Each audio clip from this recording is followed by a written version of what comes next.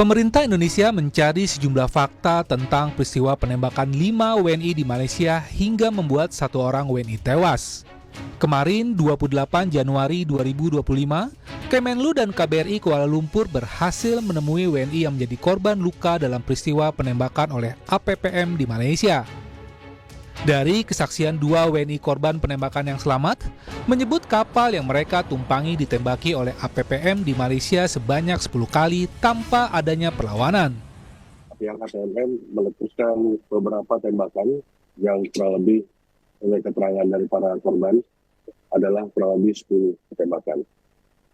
Sehingga bot itu berhasil lari dan tidak bisa dikejar lagi oleh APPM. Kami dari fakta-fakta di lapangan pada saat ini masih belum menemukan adanya perlawanan yang dilakukan oleh warga negara Indonesia. Sebelumnya, kepolisian Malaysia mengklaim tembakan yang dilepaskan untuk membela diri karena kapal patroli Badan Penegakan Maritim Malaysia ditabrak oleh kapal lain. Kita percaya bahawa masa ini mereka cuba keluar balik ke negara mereka. Jadi dalam proses itu di perairan tersempat dengan pihak berkuasa APMM. Waktu itulah berlaku insiden ini. Jadi apabila ada pihak yang menyerang pihak berkuasa ini dalam usaha mempertahankan diri, mereka telah melepaskan tembakan dan mengena kepada sebilangan mereka ni. Okey. So yang kita jumpa sekarang 5 orang ni, 1 dah meninggal, 4 dalam rawatan pihak hospital. Pakar hukum internasional Hikmahanto Juwana menilai pemerintah Indonesia harus mengawal proses hukum terhadap kasus penembakan WNI oleh APPM di Malaysia. Karena salah satu yang menjadi poin pembuktian penting WNI Indonesia bersalah atau tidak dalam persidangan adalah adanya proses perlawanan atau tidak saat peristiwa penembakan terjadi. Kalau misalnya harus masuk ke persidangan, karena ingat, peradilanlah yang akan menentukan benar atau salahnya, tepat atau tidaknya. Jadi ini proses masih panjang menurut saya kalau misalnya seperti sekarang ini, kecuali kalau misalnya ternyata memang ada tanda kutip ya kesalahan dari warga negara kita dan dilakukan perlawanan untuk melumpuhkan. Pelanggaran begitu, terus ada perlawanan, harus ada penembakan hingga menyebabkan 1 warga negara kita tewas. Prof. Nah itu kita nggak tahu, makanya itu perlawanan seperti apa. Karena memang yang datang ke sana adalah yang tidak terdokumentasi, artinya izin dan lain sebagainya tidak ada. Hari ini, Kementerian Luar Negeri dan KBRI Kuala Lumpur memulangkan 1 jenazah WNI korban penembakan APPM di Malaysia ke kampung halamannya di Pulau Rupat, Provinsi Riau. Sementara 4 WNI lainnya masih menjalani perawatan di Malaysia karena 2 WNI masih dalam perawatan intensif pasca menjalani operasi. Tim Liputan, Kompas TV. Saudara, kesaksian WNI korban penembakan APMM di Malaysia memastikan tidak ada perlawanan yang dilakukan saat peristiwa penembakan terjadi. Namun, polisi Malaysia menyebut penembakan dilakukan sebagai bentuk upaya bela diri. Lalu sejauh mana ketentuan pengadangan terhadap kapal di dalam wilayah perairan? Kita bahas bersama dengan mantan Kepala Badan Intelijen Strategis TNI, Soleman Ponto, dan juga Kepala BP3MI Riau, Fani Wahyu Kurniawan. Selamat petang, Bapak-Bapak. Selamat petang. Selamat sore. Dengan Maidop di sini saya mau ke Fani terlebih dahulu. BP3MI ini kan melakukan advokasi kemudian juga pendampingan ya bersama KBRI terhadap 4 orang yang saat ini masih dirawat, dan juga bagaimana kemudian advokasi untuk mendampingi mereka pada saat pemeriksaan di sana. Baik, Mbak Maidon, sampaikan bahwasanya kami dari KP2MI pertama memang jadi tusi kami untuk bisa memfasilitasi pekerja migran itu untuk pulang ke wilayah negara Indonesia, baik itu yang terdokumen maupun yang tidak terdokumen. Artinya dengan kasus yang ini peran kami tentunya memfasilitasi penuh dengan informasi bahwasanya hari ini kami telah memulangkan atau menjemput fasilitasi korban jenazah atas nama Basri untuk dipulangkan ke rumah duka di daerah Rupat Bengkalis. Saat Dari ini pun hasil, kami juga Gimana, Oke, Pak? untuk pemulangan kan memang sudah, tadi kami juga sudah punya informasinya di Kompas Petang hari ini. Kalau untuk Siap. pemeriksaan dari 4 warga negara Indonesia yang masih dirawat di sana, informasi yang bisa digali oleh BP2MI, temuannya ini ditembak karena melawan atau seperti apa? Iya, mohon maaf izin Mbak Maido karena memang seperti yang tadi Pak disampaikan sama Pak Yuda dari Menlu bahwasanya untuk keempat memang masih dalam 4 korban ini masih dalam pemeriksaan atau perawatan di rumah sakit. Artinya informasi tersebut masih digali oleh teman-teman perwakilan. Kami BP2MI atau KP2MI juga menunggu resmi hasil interogasi atau hasil informasi yang didapatkan oleh teman-teman perwakilan yang memang hari ini kemarin sudah bisa melakukan komunikasi dengan beberapa korban yang ada di Malaysia. Oke. Pada saat diperiksa oleh polisi di Malaysia ada pendamping? Artinya kami dari KP2 mohon maaf karena memang Malaysia atau di negara perempat itu wilayahnya KBRI dan maupun perwakilan. Artinya dari peran kami dari KP2MI memang jika memang sudah sampai ke Indonesia, kita berhak untuk melakukan fasilitasi pemulangan sampai dengan ataupun perlindungan dengan menyeluruh kepada PMI maupun korban. Artinya dengan pertanyaan tadi, pendampingan ataupun statement yang ada dengan korban yang di luar, sekali lagi kami bisa sampaikan, kami masih menunggu informasi tersebut dari teman-teman perwakilan yang memang masih mendalami proses pemeriksaan daripada Oke. Kalau dari pemeriksaan medis, luka yang dialami oleh 4 orang ini di bagian mana saja?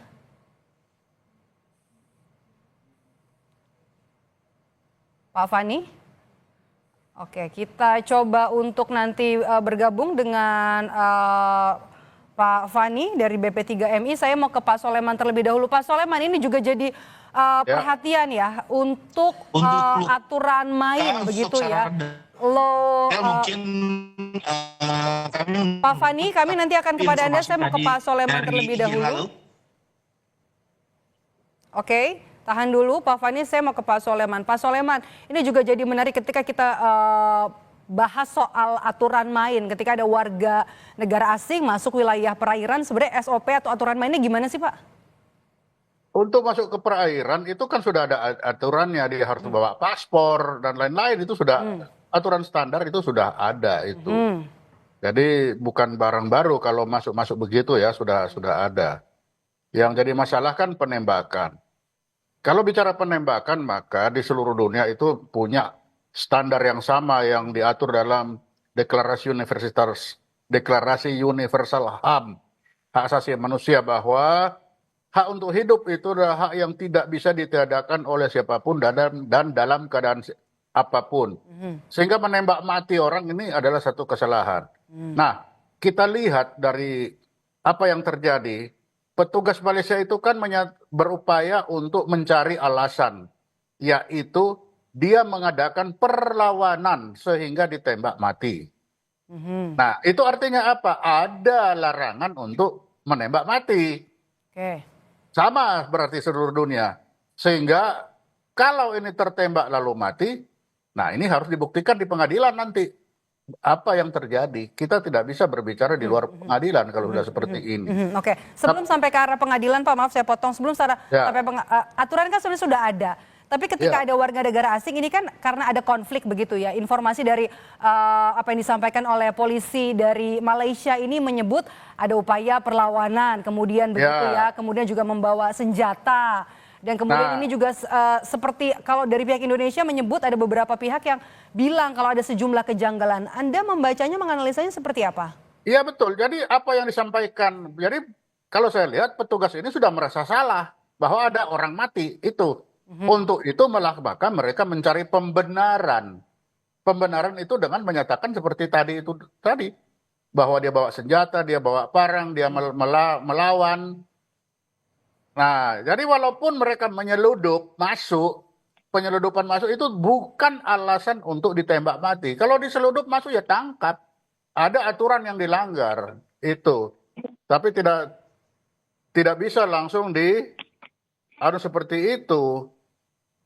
Itu tidak bisa. Oke. Jadi apapun itu nanti ya di pengadilan ujungnya.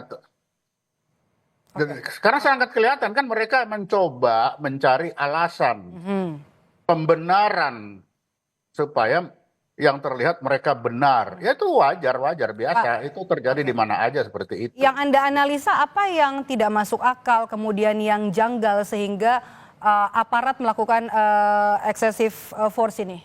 Ya, excessive use of force seperti ini tidak terjadi di Malaysia saja, di Indonesia juga suka terjadi seperti ini. Sehingga kalau dilihat dari sisi petugas, ini biasa, hal yang biasa terjadi. Bahwa kalau tertembak lalu mati cari alasan, nah itu biasa. Nah, lalu yang ini kan masuk, sudah dilihat dia masuk tanpa identitas atau menyeludup, keluar juga menyeludup. Nah ini risiko. Jadi risiko kalau kita masuk melalui menyeludup, keluar juga menyeludup, tidak dengan aturan main yang ada, ya ini adalah risiko. Ini ada pelajaran bahwa tertembak seperti ini adalah risiko. Oke, Anda melihatnya apa yang seharusnya dilakukan oleh APPM pada saat situasi tersebut? Kalau kita lihat kan, apakah harus ada tindakan tembakan peringatan? Kondisinya juga saat itu dini hari masih gelap, Pak. Itu standar itu sudah ada, harus ada peringatan, harus ada itu pasti sudah ada. Dan mereka tahu itu. Buktinya kan dia berupaya mencari alasan. Mereka mengadakan perlawanan, mereka ada parang. Nah itu tahu dia. Udah pasti sama lah dengan kita. Bahwa tata cara untuk menembak itu ada. Polisi itu ada standar. Ada standar. Seluruh dunia sama bagaimana perlakuan terhadap orang sipil atau orang-orang yang melanggar hukum. Itu ada sama. Sehingga tertembak seperti ini, itu bisa digolongkan excessive use of force, yang tentunya nanti akan di pengadilan ujungnya. Itu udah pasti seperti itu. Oke, saya ke Pak Fani. Pak Fani sudah kembali bergabung melalui sambungan telepon. Dari hasil advokasi kemudian juga pendampingan kepada 4 warga negara Indonesia yang saat ini masih dirawat di rumah sakit, hasil pemeriksaan medisnya Pak, lukanya di bagian mana saja Pak? Apakah sama di bagian tubuh yang sama gitu? Ya, baik Mbak Medo.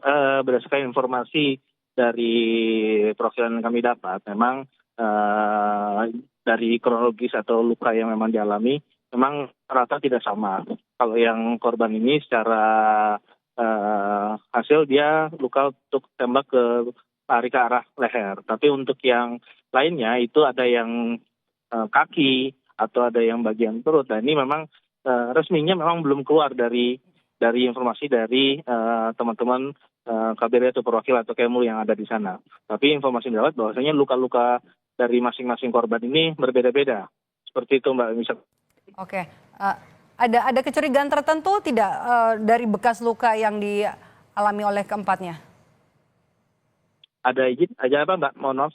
Ada kecurigaan tertentukah melihat dari bekas luka yang diderita oleh 4 orang ini? Ya, belum sampai ke batas itu. Artinya pemeriksaan detail masih dilakukan oleh pihak rumah sakit untuk luka-luka. Tapi pengembangan yang selanjutnya kami masih menunggu informasi juga Mbak. Jadi bisa kami sampaikan bahwasanya lukanya tersebut memang masih berbeda-beda antara keempat korban tersebut yang ada di rumah sakit Mbak. Sampai dengan saat ini masih menunggu hasil konfirmasi atau hasil dari perwakilan untuk yang bisa komunikasi langsung dengan pihak rumah sakit ataupun dengan pihak korban langsung. Pertanyaan terakhir saya untuk Pak Soleman, ini jadi menarik Pak. Bagaimana kemudian untuk bisa memastikan pengusutan kasus penembakan ini bisa transparan, artinya bukan hanya dari sisi Malaysia tapi Indonesia atau fair lah, bisa secara transparan, objektif? Itu sudah ada di kedutaan besar itu, Mbak. Jadi di kedutaan besar sudah ada bagian yang mengurusi, bagian konsuler itu namanya. Mereka lah yang mengurusi begini. Bantuan hukum terhadap korban, bantuan hukum kepada warga negara kita di Malaysia seperti itu di mana-mana sudah ada. Jadi sudah ada bagian konsuler yang akan mengurus ini. Itu sudah ada. Jadi, nah mungkin yang akan menjadi masalah bagi KBRI, kalau orang ini masuk tanpa data, nanti kalau ditanya paspor nomor berapa, ada enggak paspornya? Nah, kalau paspor saja sudah tidak ada, ini masalah lagi bagi KBRI. Bagaimana dia mau yakinkan ini orang Indonesia pakai KTP, ya tambah salah lagi. Berarti masuk ada penyeludupan, tidak pakai paspor. Nah, tapi itulah bagian adanya KBRI. Maka ya ini nanti urusan KBRI, bagian konsuler bagaimana penyelesaian itu.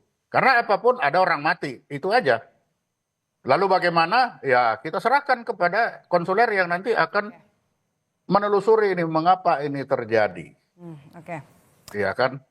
Tapi yang jelas memang dari sini kita bisa lihat ini ada masalahnya apa? Masuk ilegal, keluar ilegal. Akibatnya ini. Oke, baik. Terima kasih sudah bergabung bersama kami di Kompas Petang hari ini. Soleman Ponto, mantan Kepala Bais, dan juga Mas Fani Wahyu Kurniawan dari BP3MI Riau. Terima kasih Bapak-Bapak, sehat selalu.